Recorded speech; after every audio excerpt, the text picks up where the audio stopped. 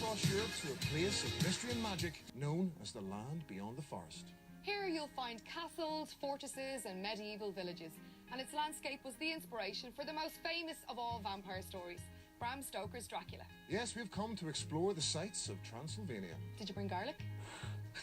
You'll be safe. Yes. Coming up, Dracula, the archetypal Transylvanian castle. I discover an underground theme park with a difference. It feels like I've been flung into the future. I take a dip in a lake named after a nut. Oh, Mom. And Tommy Bow explores the mountains of Mourne on this week's Short Getaway. We flew direct from Dublin to Cluj-Napoca in northwestern Romania, known as the unofficial capital of Transylvania.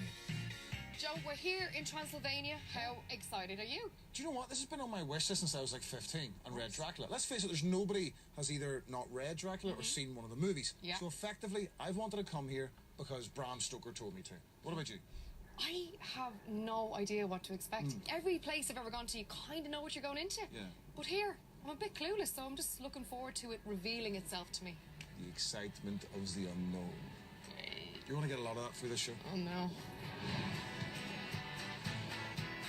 Transylvania is a historic region within Romania known as the land beyond the forest. But it's not all mountains, lakes and castles. The city of Cluj-Napoca, or Cluj for short, is the largest and most developed city in Transylvania. Make your way to the old town where you'll find all the main attractions. It's pretty compact, so you should be able to do it in a day. Over the centuries, Cluj has been occupied by the Romans, the Hungarians and the Ottomans, and their influence has left its mark on the city.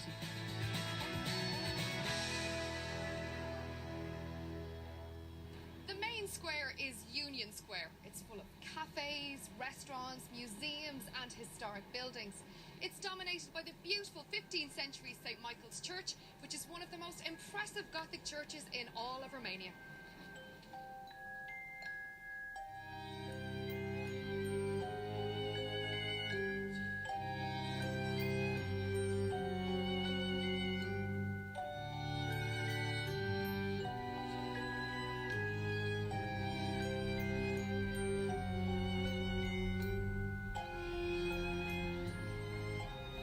Next to the church is this enormous statue. It's of Matthias Corvinus, a former Hungarian king who was born right here in Cluj and is remembered as the man who kept the Ottoman Turks at bay in the late 15th century.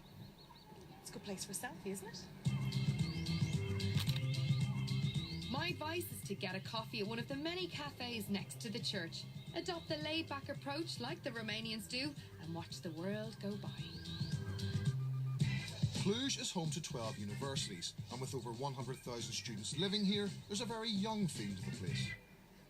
Now, if you're into your music and film, you probably go to a lot of festivals. Now, back home, they are getting more and more expensive. Think Romania, think Cluj. They're much, much cheaper here. There are festivals every week throughout the summer months, and every big band and DJ comes through here to play. For example, Depeche Mode playing here, only €20 a ticket. Now, you just can't get enough of that, can you? Sorry. Another tourist spot you told us to visit in Cluj is Fortress Hill, which you access by car or by climbing 237 steps. Fortress Hill is a popular romantic spot. It's where people come to take a walk, especially in the evenings, so they can witness the sunset. In fact, it's said that every couple in Cluj-Napoca has come here at least once. 237 steps. It's not exactly a date you want to be doing every week. No. I am wrecked. That's just wasted on us, isn't it? Totally. If you're staying in Cluj and fancy a little luxury which won't break the bank, you could try the 5-star Grand Hotel Italia on the outskirts of the town. It has a restaurant and a swimming pool out front. Most people, when they come here, hire cars so they can get out and about and explore Transylvania more. And once you get out of the city, the roads are relatively easy to navigate. There are also lots of bus tours, which we've opted for. And it's worth it. The scenery here, absolutely stunning. Just 45 minutes south of Cluj is the town of Turda, home to a very unexpected attraction. Now, Patrick O'Hoon recommended that we come here to the Turda salt mine. I'm not going to lie to you, I wasn't exactly jumping for joy. Not that there's anything wrong with a salt mine, it just doesn't excite me at all. But he said it's amazing, so maybe I'll be surprised.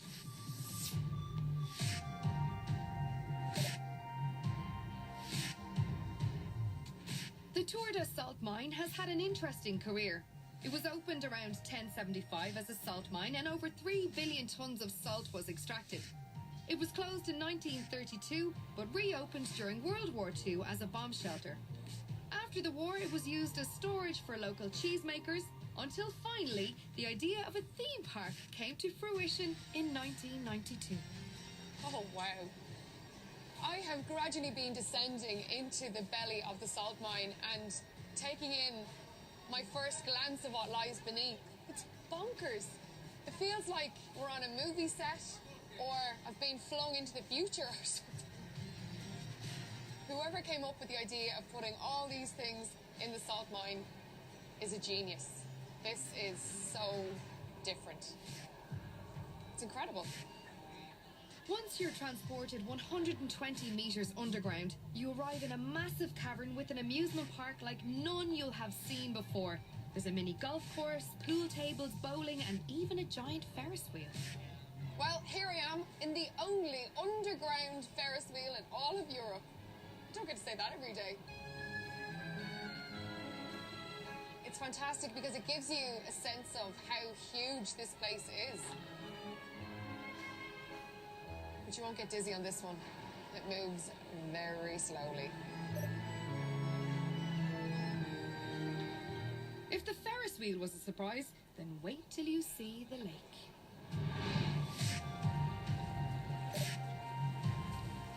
Not as easy as it looks, though. Oh, see? It is worth mentioning, if you come here, bring a jacket. Although it was 30 degrees outside this morning, it's about 9 degrees down here, and I'm a bit chilly. Should work up a sweat doing this, though. Word of warning, there's limited access to the salt mines and it gets really busy here. Next up, we've set our sights on the town of Bran. Okay, it's time.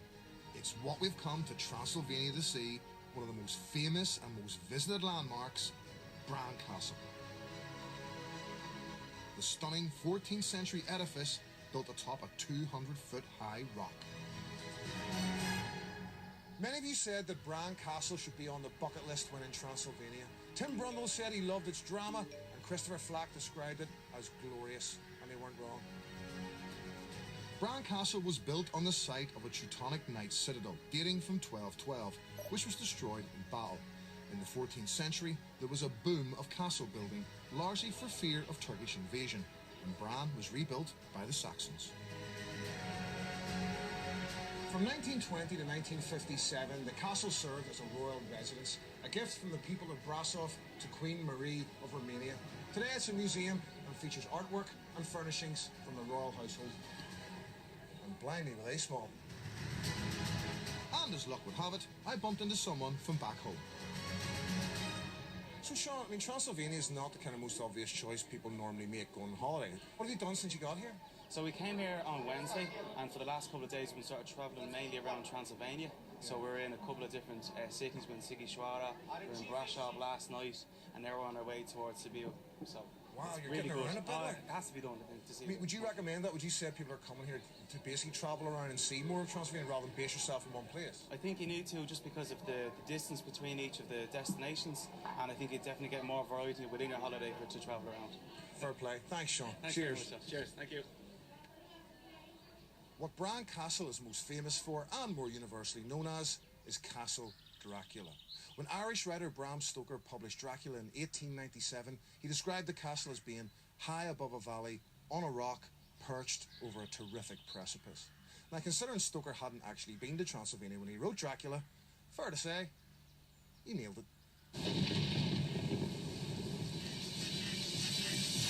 If you decide to stay a night or two in Bran, you could try the Hotel Marador, a family-run hotel on the outskirts of town. You can rent a hotel room or an apartment for the night. Make sure you lock your doors and windows. After the break, I take to the skies over Transylvania. We visit the beautiful medieval town of Sighisoara. And Tommy Bow explores the mountains of Mourne on this week's short getaway. I don't know if I'm even going to make it out of here.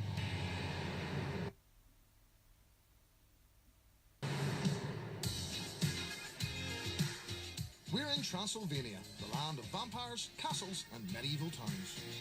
So far, I've explored an underground theme park. Don't get to say that every day. And I visited the inspiration for Bram Stoker's Castle Dracula. But you don't have to travel all the way to Romania for mountain views. Here in Transylvania, there's so many gorgeous things to see, from medieval castles to fortresses, and they're all up high. So, if you want to get a bird's eye view, you gotta go up. So excited! Here we go! My pilot today is Valentine, and we're setting off from a little airfield on the outskirts of Bran.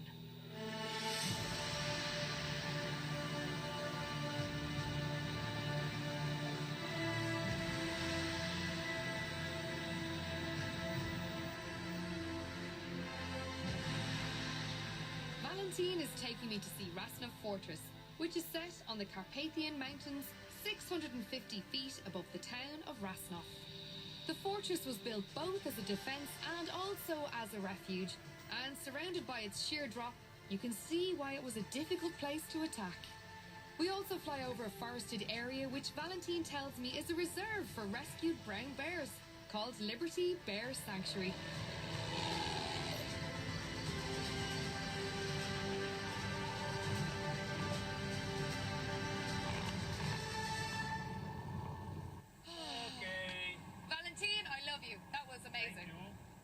Oh my goodness, that was just fantastic. In 20 minutes, I have seen something that would take you days to get around and see. I saw Bran Castle, Rasnov, their castle, and just so much beautiful scenery. It is well worth doing. Absolutely top class. Fantastic. And Valentine's a great guy. Whew. At least part of your visit to Transylvania will involve visiting some castles. The hardest part is choosing which castle to visit. We've come off the beaten track to see one of the top medieval attractions in Transylvania, Corvin Castle. It's featured in every tour guide, and Maureen Lawrence told us a visit here was an absolute must. And this is why. It's a modest little pile, isn't it? Gorgeous. I call it home. Corvin Castle dates from the 15th century when it served as a fortress. It's one of the most impressive Gothic castles in Eastern and Central Europe. It was built by Transylvanian ruler John de Hunadura as his private residence. It then became a prison. Its most famous inmate was known to family and friends as Vlad III of Wallachia. We know him as Vlad the Impaler. It's a mixture of Gothic and Renaissance architectural styles, because not only was it built as a luxurious residence, it was also built as a defence against various attackers. In recent years, Romania has become very attractive to Hollywood. Here in Corvin, the castle has been used as a backdrop to films like Ghost Rider 2, Fright Night 2, and Dragonheart 4. Look, don't let that put you off. The castle is beautiful. And besides, those films did pretty well on DVD and Blu-ray. Around the castle, there's some great history to learn about, artefacts to see, and some great stories to read about too. Like this one, The Legend of the Well. The story goes that 3 Turkish prisoners were promised their freedom if they found water. They dug for 15 years, they found water. Were they set free? No, they were killed.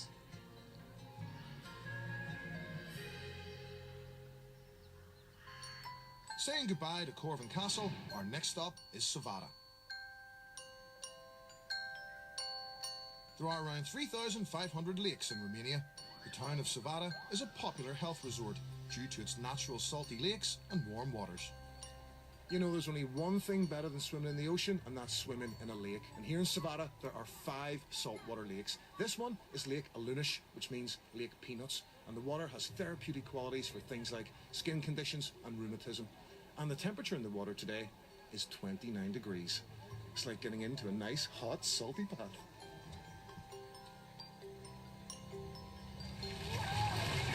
Oh, man. You can actually feel the salt on your skin. It feels glorious. Way better than any hotel swimming pool. While Joe has some R&R, I'm taking in the sights of Sebata on the little tourist train called the Mocanita. The little locomotive was built in 1949 and it runs on charcoal and hardwood.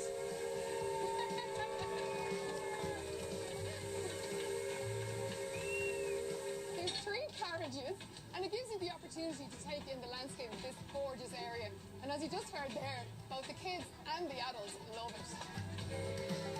The little train takes you on a journey which lasts about an hour, and you'll get a glimpse into the rural landscape of Transylvania. I thoroughly enjoyed that. Got to see all the landscapes and listen to a couple of songs from the kids. So cute. Brilliant. Loved it. Our final stop is the town of Sighisoara. If you have more than just a passing interest in Bram Stoker's classic, then you have to come here, Sighisoara. For it is here that the inspiration for Dracula, Vlad the Impaler, was born. Sighisoara was founded by Transylvanian Saxons during the 12th century, and it's known to be one of the most beautiful and best preserved medieval towns in Europe. The town itself is just gorgeous with its colourful houses, its cobbled streets, its towers and its small squares. It's kind of like stepping back in time. So it's no wonder Kathy Larkin from Belfast and Tony Magner from Dublin told us we had to come and visit Sighisoara. I'm delighted they did. It's just 3 main streets, so you can get around the entire place in one day. And my tip for you is spend a few hours in this square, drink plenty of coffee and just enjoy the sights. It is fabulous. There are 9 watchtowers in Sighisoara. The clock tower in the centre of the town stands 64 metres high, so it's a town landmark and it was built to protect the main gate. Another cute little attraction you'll find is the Scholars' Stairs, built in 1642 to help the school children of the medieval city get to class at the top of the hill in winter. If you are going to dander up the height of summer, I would suggest comfortable shoes and bring water. At the top, you'll find the church on the hill, the rope maker's tower, and an evangelical cemetery. I know the standard procedure when going on holiday is to book your accommodation in advance, but for the more adventurous of you who want to travel around Transylvania, you can just do it on the hoof. Walk in off the street, get a room, or book it as you go. The average price for a double room between 50 and 60 quid. Try getting that in Ireland. A good example of that is here at the Hotel Sighisoara. It's located right in the heart of the old town, and while the rooms are basic, they're comfortable and clean, and your breakfast is included in the price.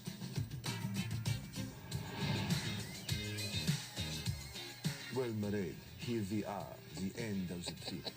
How have you enjoyed Transylvania? I have, plus your jokes. My highlight was probably Sighisoara. Yeah. Because, you know, the world feels so small sometimes. Everywhere is a bit samey. Going there, it felt like stepping back in time. And I also loved my spin in the plane because I got to see so much of the gorgeous landscape here. I've loved doing all the kind of Dracula, Vlad the Impaler stuff, because I'm a big fan of the book and a lot of the Dracula movies. So kind of seeing that really brought it to life. And how cheap is this? I know, so much value here. Yeah, it's incredible. It really is. I've loved it. Me too. Fangs for the memories. Okay, thanks for your jokes.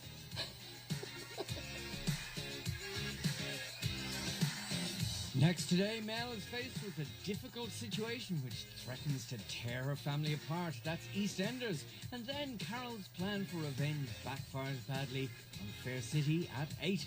While at 8:30 we meet a farmer fighting the decline in Ireland's bee population on Ear to the Ground.